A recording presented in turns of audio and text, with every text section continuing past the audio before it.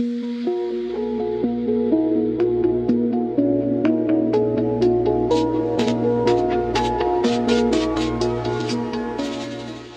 ಶಾಂತಿ. ಮುರಳಿಯ ದಿನಾಂಕ 19/2/2025. ಪ್ರಾತಃ ಮುರಳಿ ಬಾಪ್ದಾದ ಮಧುಬನ. ತಂದೆ ತಿಳಿಸುತ್ತಾರೆ, ಮಧುರ ಮಕ್ಕಳೇ, ತಾವು ಇಲ್ಲಿಯವರೆಗೆ ಏನೆಲ್ಲ ಓದಿದ್ದೀರಾ ಅದನ್ನು ಮರೆಯಿರಿ. ಬದುಕಿದ್ದಂತೆಯೇ ಸಾಯುವುದು ಎಂದರೆ ಅರ್ಥ ಎಲ್ಲವನ್ನು ಮರೆಯುವುದು. ಹಳೆಯದೇನು ನೆನಪಿಗೆ ಬರಬಾರದು. ಪ್ರಶ್ನೆ: ಯಾರು ಪೂರ್ಣವಾಗಿ ಬದುಕಿದ್ದಂತೆಯೇ ಸಾಯುವುದಿಲ್ಲ, ಅವರ ಗುರುತುಗಳು ಏನಾಗಿರುತ್ತೆ? ಉತ್ತರ: ಅವರು ತಂದೆಯ ಜೊತೆಯಲ್ಲಿಯೂ ಸಹ ಆರ್ಗ್ಯೂ ಮಾಡುತ್ತಿರುತ್ತಾರೆ, ಶಾಸ್ತ್ರಗಳ ಉದಾಹರಣೆಗಳನ್ನು ಕೊಡುತ್ತಿರುತ್ತಾರೆ. ಯಾರು ಪೂರ್ಣವಾಗಿ ಬದುಕಿದ್ದಂತೆಯೇ ಸತ್ತಿರುತ್ತಾರೆ ಅವರು ಹೇಳುತ್ತಾರೆ, ಬಾಬಾರವರು ಏನು ತಿಳಿಸುತ್ತಾರೆ ಅದೇ ಸತ್ಯ. ನಾವು ಅರ್ಧ ಕಲ್ಪದಿಂದ ಏನೆಲ್ಲ ಕೇಳಿದ್ದೆವು ಅದು ಸುಳ್ಳಾಗಿತ್ತು. ಆದ್ದರಿಂದ ಈಗ ಅವರ ಬಾಯಲ್ಲಿ ಅದ್ಯಾವುದು ಈಗ ಬರುವುದಿಲ್ಲ. ತಂದೆ ತಿಳಿಸುತ್ತಾರೆ, ಮಕ್ಕಳೇ, ಕೆಟ್ಟದ್ದನ್ನು ನೋಡಬೇಡಿ, ಕೆಟ್ಟದ್ದನ್ನು ಕೇಳಬೇಡಿ, ಹೇಳಬೇಡಿ, ಯೋಚನೆಯೂ ಮಾಡಬೇಡಿ, ಕೆಟ್ಟ ಕರ್ಮಗಳನ್ನು ಮಾಡಬೇಡಿ. ಗೀತೆ. ಓಂ ನಮೋ ಶಿವಾಯ. ಓಂ ಶಾಂತಿ. ಮಕ್ಕಳಿಗೆ ತಿಳಿಸಲಾಗಿದೆ, ಯಾವಾಗ ಶಾಂತಿಯಲ್ಲಿ ಕೂರಿಸಲಾಗುವುದು. ಅದಕ್ಕೆ ನೇಷ್ಟ ಎಂಬ ಅಕ್ಷರವನ್ನು, ಧ್ಯಾನ ಎಂಬ ಅಕ್ಷರವನ್ನು ಕೊಡಲಾಗಿದೆ. ಈ ಡ್ರಿಲ್ ಮಾಡಿಸಲಾಗುವುದು. ಈಗ ತಂದೆ ಕುಳಿತು ಆತ್ಮಿಕ ಮಕ್ಕಳಿಗೆ ತಿಳಿಸುತ್ತಾರೆ, ಯಾರೆಲ್ಲ ಬದುಕಿದ್ದಂತೆಯೇ ಸತ್ತಿದ್ದೀರಾ? ಹೇಳಲಾಗತ್ತೆ, ನಾವು ಬದುಕಿದ್ದಂತೆಯೇ ಸತ್ತಿದ್ದೇವೆ. ಹೀಗೆ ಮನುಷ್ಯರು ಶರೀರ ಬಿಟ್ಟಾಗ ಎಲ್ಲವನ್ನು ಮರೆಯುತ್ತಾರೆ, ಕೇವಲ ಸಂಸ್ಕಾರವಿರುವುದು. ಈಗ ತಾವು ಸಹ ತಂದೆಗೆ ಮಕ್ಕಳಾಗಿ ಪ್ರಪಂಚದಿಂದ ಸತ್ತಿದ್ದೀರಾ.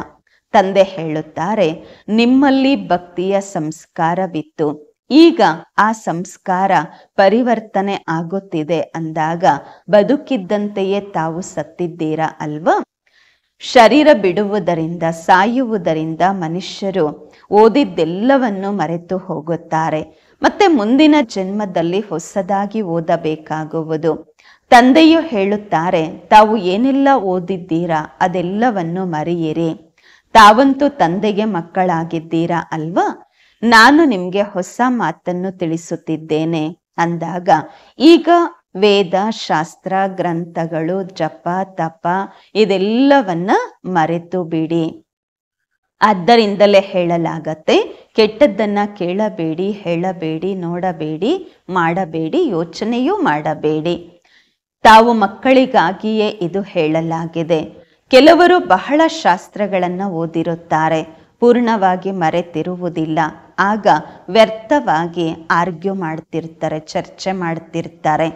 ಸತ್ತರೆ ಮತ್ತೆ ಎಂದಿಗೂ ಆರ್ಗ್ಯೂ ಮಾಡೋದಿಲ್ಲ. ಅಂದರೆ ಬುದ್ಧಿಯಿಂದ ಎಲ್ಲವನ್ನು ಮರೆತರೆ ಚರ್ಚೆ ಮಾಡುವುದಿಲ್ಲ. ಹೇಳ್ತಾರೆ, ಬಾಬ್ರವರು ಏನು ತಿಳಿಸುತ್ತಿದ್ದಾರೆ ಅದೇ ಸತ್ಯ, ಬಾಕಿ ಎಲ್ಲ ಮಾತುಗಳು ನಮ್ಮ ಬಾಯಿಂದ ಯಾಕೆ ಮಾತನಾಡಬೇಕು? ತಂದೆ ಹೇಳುತ್ತಾರೆ, ಅಂತಹ ಮಾತುಗಳನ್ನು ನಿಮ್ಮ ಬಾಯಲ್ಲಿಯೂ ಸಹ ತರಬೇಡಿ, ಹೇಳಬೇಡಿ. ಕೆಟ್ಟದ್ದನ್ನ ನೋಡಬೇಡಿ, ಕೇಳಬೇಡಿ, ಮಾಡಬೇಡಿ. ತಂದೆ ಡೈರೆಕ್ಷನ್ ಕೊಡುತ್ತಿದ್ದಾರೆ ಅಲ್ವಾ? ಏನನ್ನೂ ಕೇಳಬೇಡಿ. ಹೇಳಿ, ಈಗ ನಾವು ಜ್ಞಾನ ಸಾಗರನಿಗೆ ಮಕ್ಕಳಾಗಿದ್ದೇವೆ ಅಂದಾಗ ಭಕ್ತಿಯನ್ನು ಯಾಕೆ ನೆನಪು ಮಾಡುತ್ತೇವೆ? ನಾವು ಒಬ್ಬ ಭಗವಂತನನ್ನೇ ನೆನಪು ಮಾಡುತ್ತೇವೆ. ತಂದೆ ಹೇಳಿದ್ದಾರೆ, ಭಕ್ತಿ ಮಾರ್ಗವನ್ನು ಮರೆಯಿರಿ. ನಾನು ನಿಮಗೆ ಸಹಜ ಮಾತನ್ನು ತಿಳಿಸುತ್ತಿದ್ದೇನೆ. ಬೀಜ ರೂಪವಾದ ನನ್ನನ್ನು ನೆನಪು ಮಾಡಿ, ಆಗ ಪೂರ್ತಿ ವೃಕ್ಷ ಬುದ್ಧಿಯಲ್ಲಿ ಬರುವುದು. ನಿಮ್ಮ ಮುಖ್ಯವಾಗಿರುವಂಥದ್ದು ಗೀತೆಯಾಗಿದೆ. ಗೀತೆಯಲ್ಲಿಯೇ ಭಗವಂತನ ತಿಳುವಳಿಕೆ ಇದೆ. ಈಗ ಇದಾಗಿದೆ ಹೊಸ ಮಾತು. ಹೊಸ ಮಾತಿನ ಮೇಲೆ ಸದಾ ಜಾಸ್ತಿ ಗಮನ ಕೊಡಲಾಗುವುದು. ಇದಂತೂ ಬಹಳ ಸರಳ ಮಾತಾಗಿದೆ. ಎಲ್ಲದಕ್ಕಿಂತ ದೊಡ್ಡ ಮಾತಾಗಿದೆ ಬಾಬಾರವರನ್ನು ನೆನಪು ಮಾಡುವುದು. ಗಳಿಗೆ ಗಳಿಗೆಗೂ ಹೇಳಬೇಕು, ಮನ್ಮನಾಭವ, ತಂದೆಯನ್ನು ನೆನಪು ಮಾಡಿ. ಇದೇ ಬಹಳ ಗುಹ್ಯ ಮಾತಾಗಿದೆ. ಇದರಲ್ಲಿಯೇ ವಿಘ್ನಗಳು ಬರುತ್ತವೆ. ಬಹಳಷ್ಟು ಜನ ಮಕ್ಕಳು ಪೂರ್ತಿ ದಿನದಲ್ಲಿ 2 ನಿಮಿಷವೂ ಸಹ ತಂದೆಯನ್ನು ನೆನಪು ಮಾಡುವುದಿಲ್ಲ. ತಂದೆಗೆ ಮಕ್ಕಳಾಗಿದ್ದರೂ ಸಹ ಒಳ್ಳೆಯ ಕರ್ಮಗಳನ್ನು ಮಾಡುವುದಿಲ್ಲ ಅಂದಾಗ ನೆನಪು ಮಾಡುವುದಿಲ್ಲ, ವಿಕರ್ಮಗಳನ್ನು ಮಾಡುತ್ತಿರುತ್ತಾರೆ. ಬುದ್ಧಿಯಲ್ಲಿ ಕುಳಿತುಕೊಳ್ಳುವುದೇ ಇಲ್ಲ ಅಂದಾಗ ಹೇಳಲಾಗತ್ತೆ, ತಂದೆಯ ಆಜ್ಞೆಯನ್ನೂ ಸಹ ಇವರು ನಿರಾಧಾರ ಮಾಡುತ್ತಾರೆ. ತಂದೆಯ ಆಜ್ಞೆಗೂ ಗೌರವ ಕೊಡುವುದಿಲ್ಲ, ವಿದ್ಯಾಭ್ಯಾಸ ಮಾಡುವುದಿಲ್ಲ ಅಂದಾಗ ಆ ಶಕ್ತಿಯೇ ಇರುವುದಿಲ್ಲ. ಶಾರೀರಿಕ ವಿದ್ಯಾಭ್ಯಾಸದಿಂದಲೂ ಶಕ್ತಿ ಸಿಗತ್ತೆ ಅಲ್ವಾ? ವಿದ್ಯಾಭ್ಯಾಸ ಸಂಪಾದನೆಗೆ ಮೂಲ ಆಧಾರವಾಗಿರುತ್ತದೆ. ಶರೀರ ನಿರ್ವಹಣೆಯಾಗುವುದು ಅದು ಸಹ ಅಲ್ಪ ಕಾಲಕ್ಕಾಗಿ. ಕೆಲವರು ಓದುತ್ತಾ ಓದುತ್ತಾ ಶರೀರ ಬಿಟ್ಟರೆ ಆ ವಿದ್ಯಾಭ್ಯಾಸ ಜೊತೆಯಲ್ಲಿ ಬರುವುದಿಲ್ಲ. ಮತ್ತೆ ಮುಂದಿನ ಜನ್ಮದಲ್ಲಿ ಹೊಸದಾಗಿ ಓದಬೇಕಾಗುವುದು. ಇಲ್ಲಿ ತಾವು ಮಕ್ಕಳು ಎಷ್ಟು ವಿದ್ಯಾಭ್ಯಾಸ ಮಾಡುತ್ತೀರಾ ಅಷ್ಟು ತನ್ನ ಜೊತೆಯಲ್ಲಿ ತೆಗೆದುಕೊಂಡು ಹೋಗುತ್ತೀರಾ. ಏಕೆಂದರೆ ತಾವು ಮುಂದಿನ ಜನ್ಮದಲ್ಲಿ ಪ್ರಾರಬ್ಧವನ್ನು ಪಡೆದುಕೊಳ್ಳುತ್ತೀರಾ. ಬಾಕಿ ಅದೆಲ್ಲ ಭಕ್ತಿ ಮಾರ್ಗ ಆಗಿದೆ. ಹೊರಗಡೆ ಏನು ಇದೆ, ಏನೇನೆಲ್ಲ ಇದೆ, ಅದು ಯಾವುದು ಕೆಲವರು ತಿಳ್ಕೊಂಡೇ ಇಲ್ಲ. ಏನೇನೆಲ್ಲ ಮಾಡ್ತೀವಿ, ಯಾಕೆ ಮಾಡ್ತೀವಿ, ಅದು ಯಾರು ತಿಳಿದುಕೊಂಡಿಲ್ಲ. ಆತ್ಮಿಕ ತಂದೆ ತಾವು ಆತ್ಮರಿಗೆ ಕುಳಿತು ಜ್ಞಾನ ಕೊಡುತ್ತಾರೆ. ಒಂದೇ ಬಾರಿ ತಂದೆ ಸುಪ್ರೀಂ ರೂಹ್ ಪರಮಾತ್ಮ ಬಂದು ಆತ್ಮಗಳಿಗೆ ಜ್ಞಾನ ಕೊಡುತ್ತಾರೆ. ಅದರಿಂದ ತಾವು ವಿಶ್ವಕ್ಕೆ ಮಾಲೀಕರಾಗುತ್ತೀರಾ. ಭಕ್ತಿ ಮಾರ್ಗದಲ್ಲಿ ಸ್ವರ್ಗ ಇರುವುದಿಲ್ಲ. ಈಗ ತಾವು ದಣಿಗೆ ಮಾಲೀಕನಿಗೆ ಮಕ್ಕಳಾಗಿದ್ದೀರಾ. ಮಾಯೆ ಕೆಲವು ಬಾರಿ ಮಕ್ಕಳನ್ನು ಸಹ ನಿರ್ಧಣಿಕರನ್ನಾಗಿ ಮಾಡುತ್ತದೆ. ಚಿಕ್ಕ ಚಿಕ್ಕ ಮಾತುಗಳಲ್ಲಿ ಪರಸ್ಪರದಲ್ಲಿ ಮಕ್ಕಳು ಜಗಳ ಮಾಡಿಕೊಳ್ಳುತ್ತಾರೆ. ತಂದೆಯ ನೆನಪಿನಲ್ಲೇ ಇರುವುದಿಲ್ಲ ಅಂದಾಗ ನಿರ್ಧಣಿಕರಾದ್ರು ಅಲ್ವಾ? ನಿರ್ಧಣಿಕರಾದ್ರು ಅಂದ್ರೆ ಅವಶ್ಯವಾಗಿ ಒಂದಲ್ಲ ಒಂದು ಪಾಪ ಕರ್ಮವನ್ನು ಮಾಡುತ್ತಾರೆ. ತಂದೆ ಹೇಳುತ್ತಾರೆ, ನನ್ನ ಮಕ್ಕಳಾಗಿ ನನ್ನ ಹೆಸರಿಗೆ ಕಳಂಕ ತರಬೇಡಿ, ನನ್ನ ಹೆಸರನ್ನು ಕೆಡಿಸಬೇಡಿ. ಪರಸ್ಪರದಲ್ಲಿ ಒಬ್ಬರ ಜೊತೆ ಒಬ್ಬರಿಗೆ ಬಹಳ ಪ್ರೀತಿ ಇರಬೇಕು. ಪರಸ್ಪರದಲ್ಲಿ ತುಂಬಾ ಪ್ರೀತಿಯಿಂದ ನಡೆಯಿರಿ. ಉಲ್ಟಾ ಸುಲ್ಟಾ ಮಾತನಾಡಬೇಡಿ. ಬಾಬಾರವರು ಆ ರೀತಿ ಯಾರೆಲ್ಲ ಅಹಿಲ್ಯೆಯರು, ಕುಬ್ಜೆಯರು, ಬೀಲನಿಯರಿದ್ದಾರೆ ಅವರ ಉದ್ಧಾರವೂ ಮಾಡಬೇಕಾಗುವುದು. ಹೇಳ್ತಾರೆ, ಬೀಲನಿಯರು ಬೇರಣ್ಣನ್ನ ತಿಂದ್ರು ಎಂದು. ಈಗ ಆ ರೀತಿ ಬೀಲನಿಯರು ಬೇರಣ್ಣನ್ನ ತಿನ್ನುವುದಿಲ್ಲ. ಬೀಲನಿಯರಿಂದ ಯಾವಾಗ ಬ್ರಾಹ್ಮಣಿಯರಾಗುತ್ತಾರೆ ಮತ್ತೆ ಯಾಕೆ ತಿನ್ನುವುದಿಲ್ಲ ನಂತರ? ಆದ್ದರಿಂದಲೇ ಬ್ರಹ್ಮ ಭೋಜನದ ಮಹಿಮೆ ಇದೆ. ಶಿವತಂದೆಯಂತೂ ತಿನ್ನುವುದಿಲ್ಲ, ಅವರಂತೂ ಅಭೋಕ್ತ ಆಗಿದ್ದಾರೆ. ಬಾಕಿ ಈ ರಥ ಬ್ರಹ್ಮ ತಂದೆ ತಿಂತಾರೆ ಅಲ್ವಾ? ತಾವು ಮಕ್ಕಳು ಯಾರ ಜೊತೆಯಲ್ಲಿಯೂ ಚರ್ಚೆ ಮಾಡುವ, ಆರ್ಗ್ಯೂ ಮಾಡುವ ಅವಶ್ಯಕತೆ ಇಲ್ಲ. ಸದಾ ತಮ್ಮ ರಕ್ಷಣೆಯ ಕಡೆನೆ ಸೇಫ್ ಸೈಡೇ ಇರಬೇಕಾಗತ್ತೆ. ತಮ್ಮನ್ನ ತಾವು ಸೇಫ್ ಸೈಡ್ ಇಟ್ಟುಕೊಳ್ಳಬೇಕು. ಅಕ್ಷರಗಳೇ 2 ಇದೆ ಅಲ್ವಾ? ಶಿವ ತಂದೆ ಹೇಳುತ್ತಾರೆ. ಶಿವ ತಂದೆಗೆ ರುದ್ರ ಎಂದು ಹೇಳಲಾಗುವುದು. ರುದ್ರ ಜ್ಞಾನ ಯಜ್ಞದಿಂದ ವಿನಾಶ ಜ್ವಾಲೆ ಪ್ರಜ್ವಲಿತವಾಗುತ್ತೆ ಅಂದಾಗ ರುದ್ರ ಭಗವಂತ ಆದ್ರು ಅಲ್ವಾ? ಶ್ರೀಕೃಷ್ಣನಿಗೆ ರುದ್ರ ಎಂದು ಹೇಳುವುದಿಲ್ಲ. ವಿನಾಶವೂ ಕೂಡ ಕೃಷ್ಣ ಮಾಡುವುದಿಲ್ಲ, ಮಾಡಿಸುವುದು ಇಲ್ಲ. ತಂದೆಯೇ ಸ್ಥಾಪನೆ, ವಿನಾಶ, ಪಾಲನೆಯ ಕಾರ್ಯವನ್ನು ಮಾಡಿಸುತ್ತಾರೆ. ಸ್ವಯಂ ಏನು ಮಾಡುವುದಿಲ್ಲ. ಇಲ್ಲವೆಂದರೆ ತಂದೆಯ ಮೇಲೆ ದೋಷವಾಗುವುದು. ತಂದೆಯಾಗಿದ್ದಾರೆ ಮಾಡಿಸುವವರು. ತಂದೆ ಹೇಳುತ್ತಾರೆ, ನಾನು ಯಾರಿಗೂ ಹೇಳುವುದಿಲ್ಲ ವಿನಾಶ ಮಾಡಿ ಎಂದು. ಇದೆಲ್ಲ ಡ್ರಾಮಾದಲ್ಲಿ ನಿಗದಿಯಾಗಿದೆ. ಶಂಕರ ಏನ್ ಮಾಡ್ತಾರೆ? ಏನೂ ಮಾಡೋದಿಲ್ಲ. ಕೇವಲ ಗಾಯನವಿದೆ ಶಂಕರನ ಮೂಲಕ ವಿನಾಶ ಎಂದು. ಬಾಕಿ ವಿನಾಶವಂತೂ ತನ್ನಷ್ಟಕ್ಕೆ ತಾನೇ ಆಗತ್ತೆ. ಇದು ಅನಾದಿ ಮಾಡಲ್ಪಟ್ಟ ಡ್ರಾಮಾ ಆಗಿದೆ. ಇದರ ಬಗ್ಗೆ ತಿಳಿಸಲಾಗುವುದು. ರಚಯಿತ ತಂದೆಯನ್ನೇ ಎಲ್ಲರೂ ಮರೆತಿದ್ದಾರೆ. ಹೇಳ್ತಾರೆ ಗಾಡ್ ಫಾದರ್ ರಚಯಿತ ಎಂದು. ಆದರೆ ಅವರನ್ನು ತಿಳಿದುಕೊಳ್ಳುತ್ತಾರೆ ಅವರು ಪ್ರಪಂಚವನ್ನು ರಚಿಸುತ್ತಾರೆಂದು. ತಂದೆ ಹೇಳುತ್ತಾರೆ, ನಾನೇನು ರಚಿಸುವುದಿಲ್ಲ, ನಾನು ಪರಿವರ್ತನೆ ಮಾಡುತ್ತೇನೆ. ಕಲಿಯುಗವನ್ನ ಸತ್ಯಯುಗವನ್ನಾಗಿ ಮಾಡುತ್ತೇನೆ. ನಾನು ಸಂಗಮದಲ್ಲಿ ಬಂದಿದ್ದೇನೆ. ಆದ್ದರಿಂದಲೇ ಗಾಯನವಿದೆ ಸುಪ್ರೀಂ ಆಸ್ಪಿಷಿಯಸ್ ಯುಗ ಎಂದು. ಭಗವಂತ ಬರುವಂತಹ ಪುರುಷೋತ್ತಮ ಸಂಗಮ ಯುಗ ಎಂದು. ಭಗವಂತ ಕಲ್ಯಾಣಕಾರಿಯಾಗಿದ್ದಾರೆ, ಎಲ್ಲರ ಕಲ್ಯಾಣ ಮಾಡುತ್ತಾರೆ. ಆದರೆ ಹೇಗೆ ಮತ್ತು ಏನ್ ಕಲ್ಯಾಣ ಮಾಡುತ್ತಾರೆ ಇದು ಏನೂ ಮನುಷ್ಯರು ತಿಳಿದುಕೊಂಡಿಲ್ಲ. ಇಂಗ್ಲಿಷ್ನಲ್ಲಿ ಹೇಳ್ತಾರೆ ಲಿಬ್ರೇಟರ್, ಗೈಡ್ ಎಂದು, ಆದರೆ ಅದರ ಅರ್ಥವನ್ನ ತಿಳಿದುಕೊಂಡಿಲ್ಲ. ಹೇಳ್ತಾರೆ ಭಕ್ತಿಯ ನಂತರ ಭಗವಂತ ಸಿಗುತ್ತಾರೆ, ಸದ್ಗತಿ ಸಿಗುವುದು ಎಂದು. ಸರ್ವರ ಸದ್ಗತಿಯಂತೂ ಯಾವುದೇ ಮನುಷ್ಯರು ಮಾಡಲು ಸಾಧ್ಯವಿಲ್ಲ. ಇಲ್ಲವೆಂದರೆ ಪರಮಾತ್ಮನಿಗೆ ಪತಿತ ಪಾವನ ಸರ್ವರ ಸದ್ಗತಿ ದಾತ ಎಂದು ಯಾಕೆ ಗಾಯನ ಮಾಡುತ್ತಿದ್ದರು? ಬಾಬಾರವರನ್ನ ಯಾರು ತಿಳಿದುಕೊಂಡಿಲ್ಲ, ನಿರ್ಧಣಿಕರಾಗಿದ್ದಾರೆ. ತಂದೆಯ ಜೊತೆ ವಿಪರೀತ ಬುದ್ಧಿ ಇದೆ. ಈಗ ತಂದೆ ಏನು ಮಾಡುವುದು? ತಂದೆಯಂತೂ ಸ್ವಯಂ ಮಾಲೀಕ ಆಗಿದ್ದಾರೆ. ಅವರ ಶಿವ ಜಯಂತಿಯು ಸಹ ಭಾರತದಲ್ಲಿ ಆಚರಿಸಲಾಗುವುದು. ತಂದೆ ಹೇಳುತ್ತಾರೆ, ನಾನು ಬಂದಿದ್ದೇನೆ ಭಕ್ತರಿಗೆ ಫಲ ಕೊಡಲು. ಬರುವುದೇ ಭಾರತದಲ್ಲಿ. ನಾನು ಬರಲು ಶರೀರವೂ ಸಹ ಅವಶ್ಯವಾಗಿ ಬೇಕಲ್ವಾ? ಪ್ರೇರಣೆಯಿಂದ ಏನೂ ಆಗುವುದಿಲ್ಲ. ಇವರಲ್ಲಿ ಈ ಬ್ರಹ್ಮ ಬಾಬರವರಲ್ಲಿ ಪ್ರವೇಶ ಮಾಡಿ ಇವರ ಮುಖದ ಮೂಲಕ ನಿಮಗೆ ಜ್ಞಾನ ತಿಳಿಸುತ್ತೇನೆ. ಗೋಮುಖದ ಮಾತಂತೂ ಇಲ್ಲ, ಈ ಮುಖದ ಮಾತಾಗಿದೆ. ಮುಖವಂತೂ ಮನುಷ್ಯರಿಗೆ ಬೇಕಲ್ವ, ಬಾಯಿ ಬೇಕಲ್ವ ಮಾತಾಡಕ್ಕೆ? ಪ್ರಾಣಿಗಳಿಗೆ ಅಲ್ಲ, ಮಾತಾಡ್ಲಿಕ್ಕೆ ಮನುಷ್ಯರಿಗೂ ಬೇಕು. ಇಷ್ಟೂ ಸಹ ಬುದ್ಧಿ ಕೆಲಸ ಮಾಡುವುದಿಲ್ಲ. ಮತ್ತೊಂದು ಕಡೆ ಭಗೀರಥವನ್ನ ತೋರಿಸುತ್ತಾರೆ.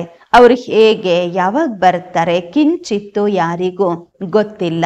ಅಂದಾಗ ತಂದೆ ಮಕ್ಕಳಿಗೆ ಕುಳಿತು ತಿಳಿಸುತ್ತಾರೆ, ತಾವು ಸತ್ತಿದ್ದೀರಾ ಅಂದ್ರೆ ಎಲ್ಲವನ್ನು ಮರೆತಿದ್ದೀರಾ, ಬದುಕಿದ್ದಂತೆಯೇ ಸತ್ತಿದ್ದೀರಾ. ಅಂದಾಗ ಭಕ್ತಿ ಮಾರ್ಗವನ್ನ ಏಕ್ದಮ್ ಮರೆಯಿರಿ.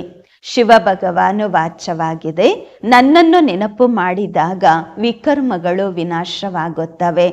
ನಾನೇ ಪತಿತ ಪಾವನ ಆಗಿದ್ದೇನೆ, ನೀವು ಪವಿತ್ರರಾಗುತ್ತೀರಾ.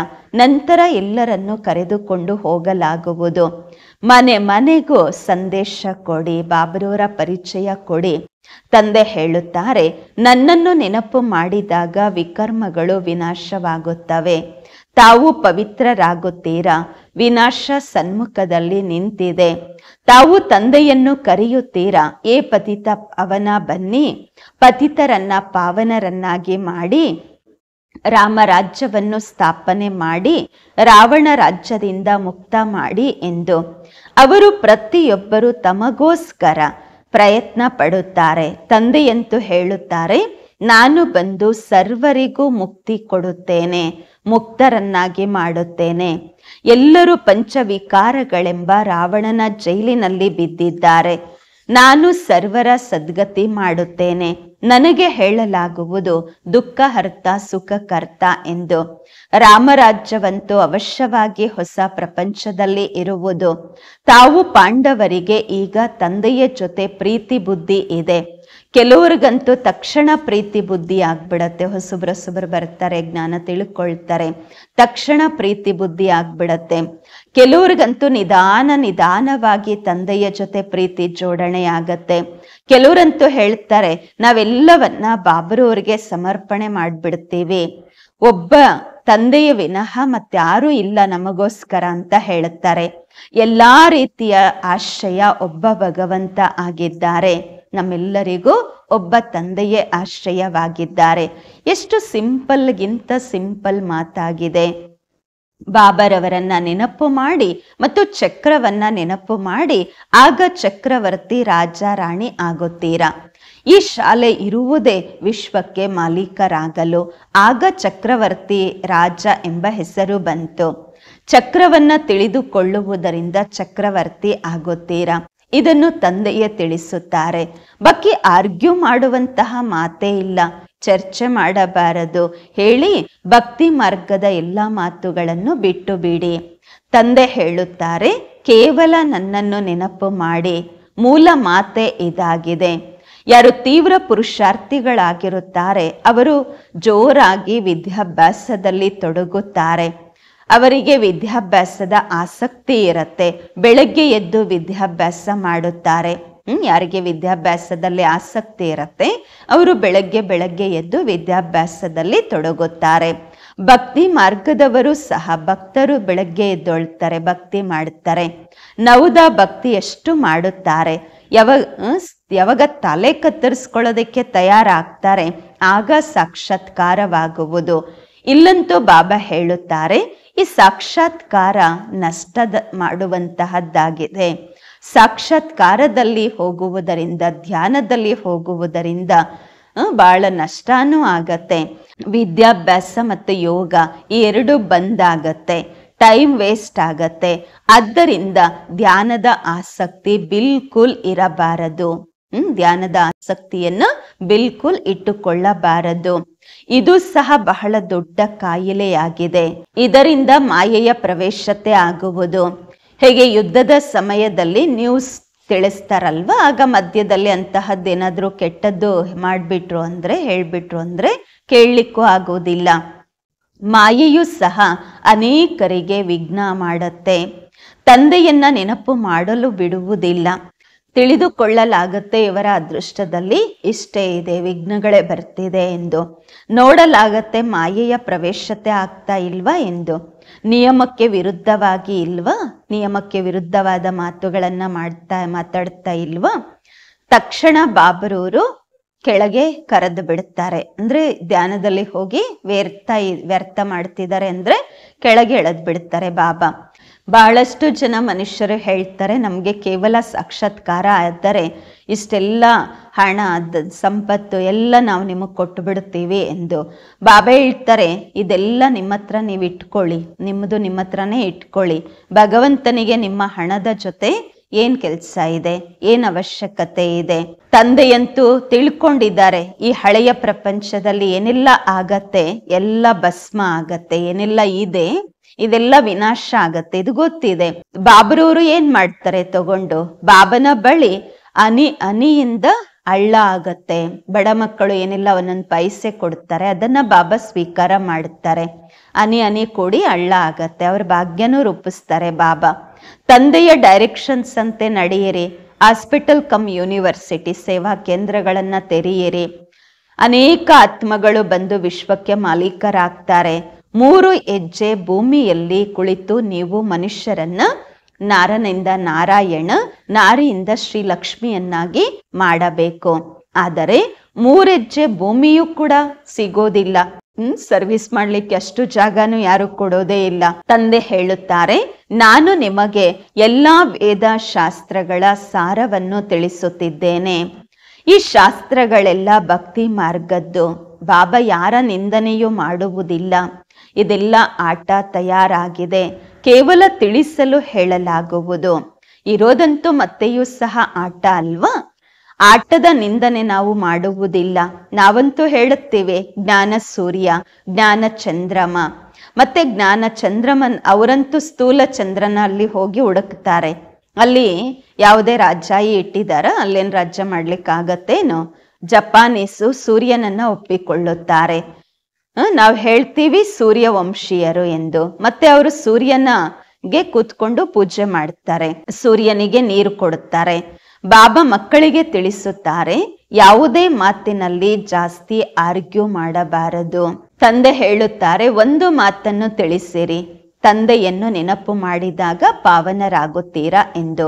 ಈಗ ರಾವಣ ರಾಜ್ಯದಲ್ಲಿ ಎಲ್ಲರೂ ಪತಿತರಾಗಿದ್ದಾರೆ, ಆದರೆ ತಮ್ಮನ್ನು ತಾವು ಪತಿತರೆಂದು ಯಾರೂ ಒಪ್ಪುವುದಿಲ್ಲ. ತಂದೆ ಹೇಳ್ತಾರೆ, ಮಕ್ಕಳೇ, ನಿಮ್ಮ ಒಂದು ನೇತ್ರದಲ್ಲಿ ಶಾಂತಿಧಾಮ, ಮತ್ತೊಂದು ನೇತ್ರದಲ್ಲಿ ಸುಖಧಾಮವಿರಬೇಕು. ಬಾಕಿ ಈ ದುಃಖಧಾಮವನ್ನು ಮರೆಯಿರಿ. ತಾವು ಚೈತನ್ಯ ಲೈಟ್ ಹೌಸ್ ಆಗಿದ್ದೀರಾ. ಈಗ ಪ್ರದರ್ಶನಿಯಲ್ಲಿಯೂ ಹೆಸರಿಡಲಾಗಿದೆ ಭಾರತ ಲೈಟ್ ಹೌಸ್ ಎಂದು. ಆದರೆ ಅವರು ತಿಳಿದುಕೊಂಡಿಲ್ಲ, ತಾವು ಈಗ ಲೈಟ್ ಹೌಸ್ ಆಗಿದ್ದೀರಾ ಅಲ್ವಾ. ಪೋರ್ಟ್ ಅಲ್ಲಿ ಲೈಟ್ ಹೌಸ್ ಸ್ಟೀಮರ್ಗೆ ಮಾರ್ಗ ತೋರಿಸುತ್ತೆ. ತಾವು ಸಹ ಎಲ್ಲರಿಗೂ ಮಾರ್ಗ ತೋರಿಸುತ್ತೀರಾ, ಮುಕ್ತಿ ಜೀವನ್ ಮುಕ್ತಿ ಧಾಮದ ಮಾರ್ಗ.